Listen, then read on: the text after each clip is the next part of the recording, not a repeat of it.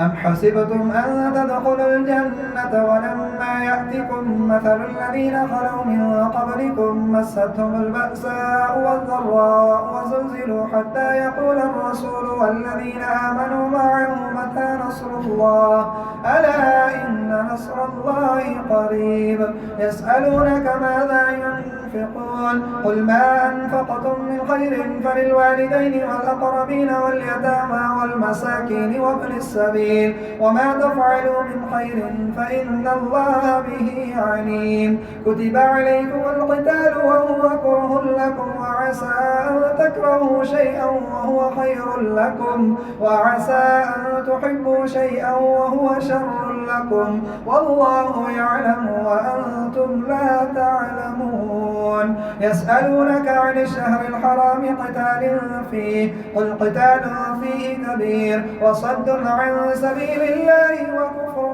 به والمسجد الحرام وإخراج أهله منه أكبر عند الله والفتنة أكبر من القتل ولا يزالون يقاتلونكم حتى يردوكم عن دينكم إن استطاعوا ومن يرتد منكم عن دينه فيمت وهو كافر فأولئك حبطت أعمالهم في الدنيا والآخرة وأولئك أصحاب النار هم فيها خالدون إن الذين آمنوا والذين هاجروا وجاهدوا في سبيل الله أولئك يرجون رحمة الله والله غفور رحيم يسألونك عن الخمر والميسر قل فيهما إثم كبير ومنافع للناس وإثمهما أكبر من نفعهما